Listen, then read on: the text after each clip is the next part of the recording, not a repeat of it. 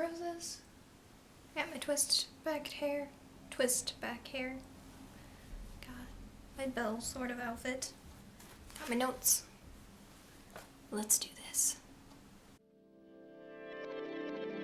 A falling star fell from your heart and landed in my arms.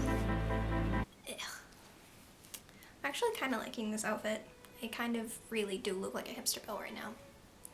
Not even gonna lie. Hello girls and boys. I am here to do a Beauty and the Beast review. It's a bit late since this came out like 3 or so weeks ago. I saw it opening night.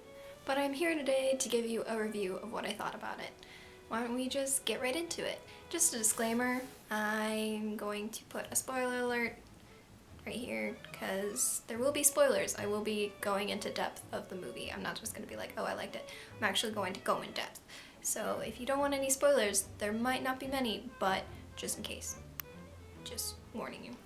Also, this is my opinion. This doesn't have to be your opinion. I would like it if you respected my opinion, and yeah, and I will respect yours. Okay, I'm gonna start with the things that I didn't like about the movie, and then go on to the things that I did like. So we're gonna end on a positive note. So the things that I didn't like about this movie.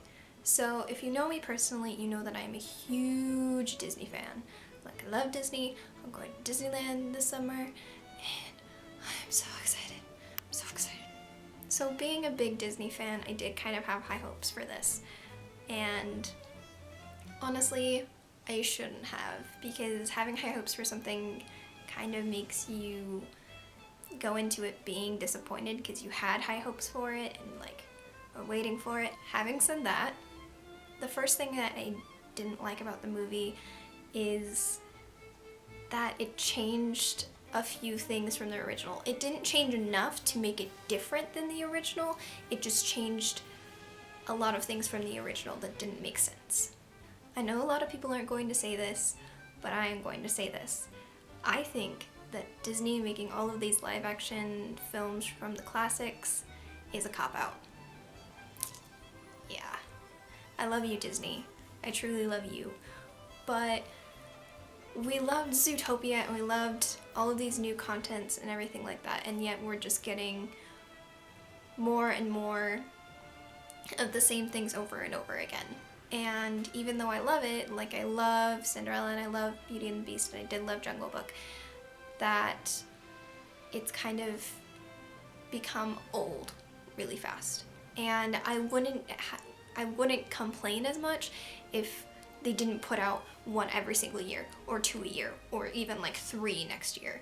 I wish they would take their time. So if they like did one over a 2-year time span, or even just a 1-year time span, if they did only one once a year, it would, I think, raise the quality of the movies.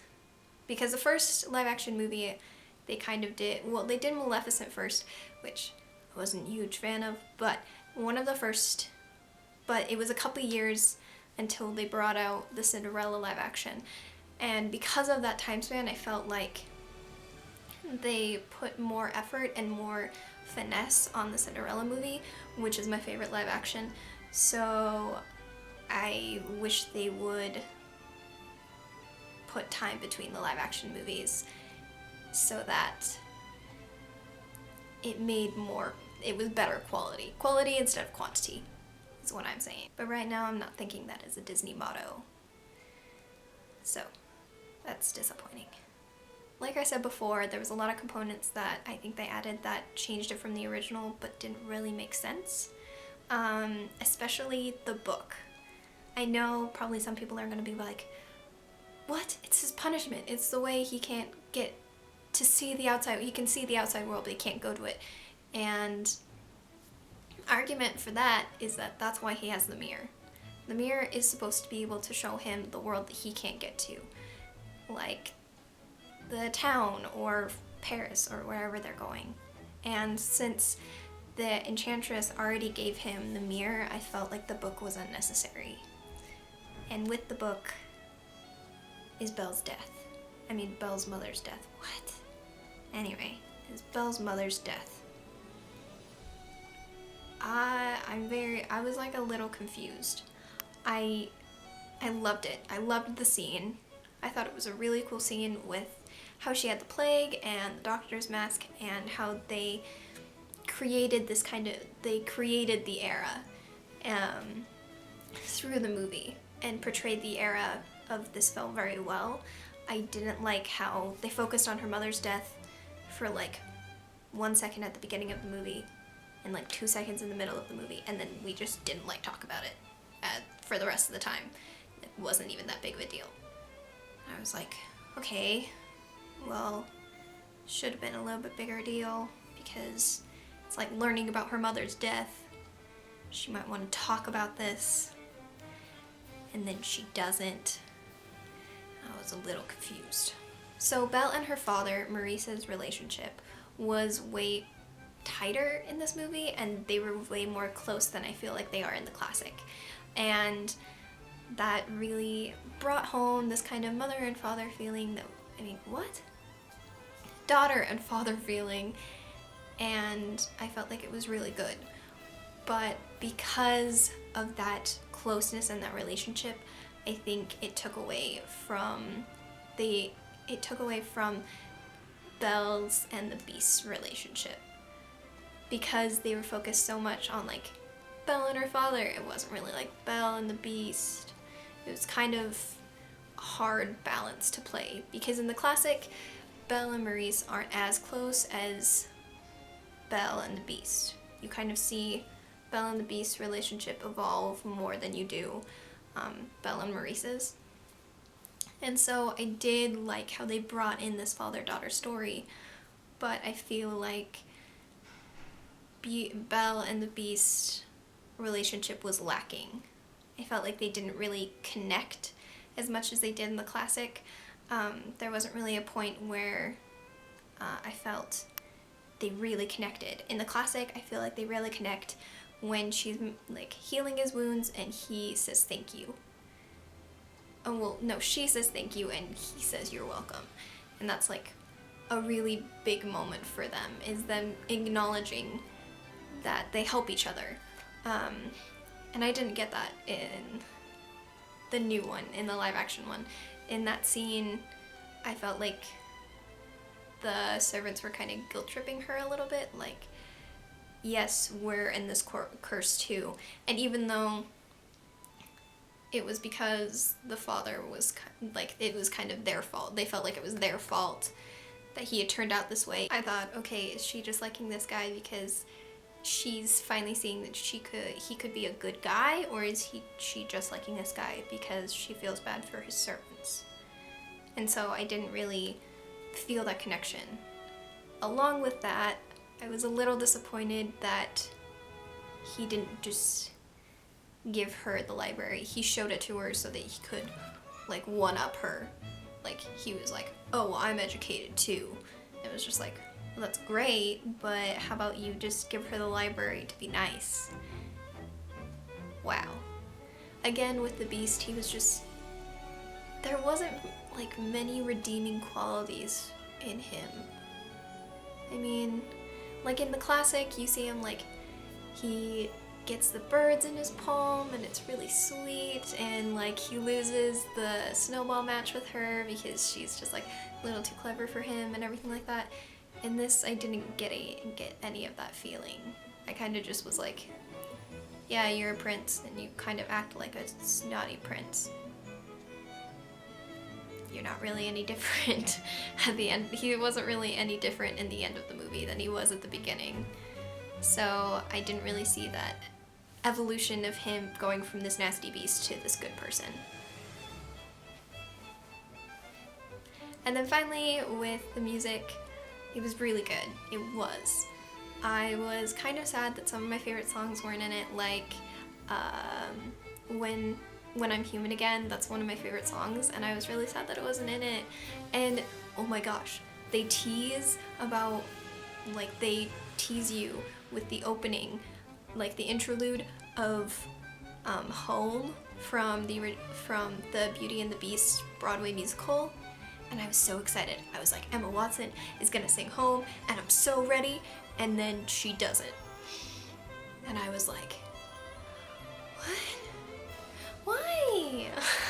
I was really sad after that, because I was like, no, because Home is such a good song. And I like really wanted to hear Emma Watson's voice without more auto-tune, because a lot of the songs that they had were more auto-tuned than I would have preferred. I would have preferred them to not auto-tune them and just have the singer sing. Weird. So weird. I know. Crazy. Anyway, but yeah. So other than that, the music was great. But those are just like a few of the things that annoyed me. Okay, now it's time for the positives of the movie that I saw, you know. Yep. I was really happy with the opening, how they did the narration, which was really cool, and then I also liked how they did the beginning in the French Baroque period.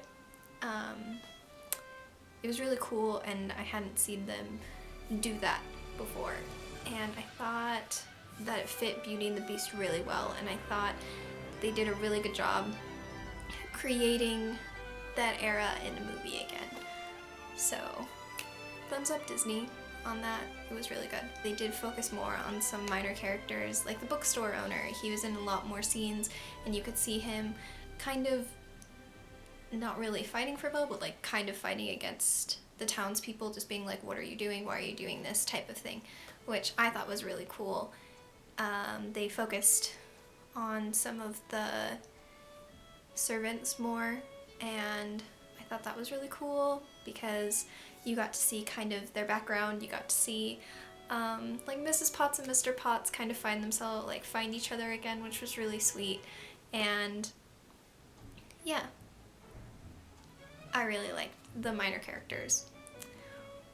But can we talk about Gaston and LeFou, because they were just so perfect. Like, oh, I know that a lot of people were like, Luke Evans as Gaston, I don't know if that's gonna work. I knew it was gonna work because Luke Evans is an amazing actor, and I just knew he was gonna blow it up the water, but I didn't know he was gonna do that good of a job, because he literally did so well. So well. He did so good. And like, LeFou, Josh Gad, you are awesome. He did such a good job. And oh my gosh, I loved how in the end he was like, Gaston is crazy. I'm gonna help these servants that are things, apparently. And he was like so sweet with Mrs. Potts, and Mrs. Potts was like, I will accept you. And like, oh, it was just, oh. And I have to say, out of all of the songs, Gaston was my favorite, performance-wise. They did such a good job. I was getting into it in the theater. I was like, yes, Gaston, yeah, even though you're the villain, I just love this so much. And I just, it was great. Also, you get to see more of the Enchantress, which is interesting. I didn't hate it, but I don't know if I particularly needed it in this movie. Like, I thought she was really cool, and it was really cool how she helped Maurice when Gaston was trying to kill Maurice, and that was a whole thing that I was like, whoa, Gaston, ah, but anyway. And it was really cool how she kind of was like, gave him a second chance because she finally saw his change, and found that Sheila, like, this girl could love him. And so she changed him back instead of having the Rose change him back, which I thought was pretty cool. I thought it was an interesting plot twist. Yeah, so I thought the Enchantress was pretty awesome. One of my favorite parts about the live-action Beauty and the Beast was Belle being a feminist. Because if you know, Emma Watson is a big feminist, and she's one of the main faces for He for She. If you don't know what that is, look it up. It's a good program, and I fully support it. but I was really excited to see that even though her dad was an inventor, she was more of an inventor, which was really cool to see that, like, that part of Belle and how she was teaching this little girl how to read and kind of breaking the boundaries of what her society thought was necessary for women. And I loved that. As a feminist, I thought it was beautifully done and not over the top, and kind of was just slipped in there to just be like, this is okay.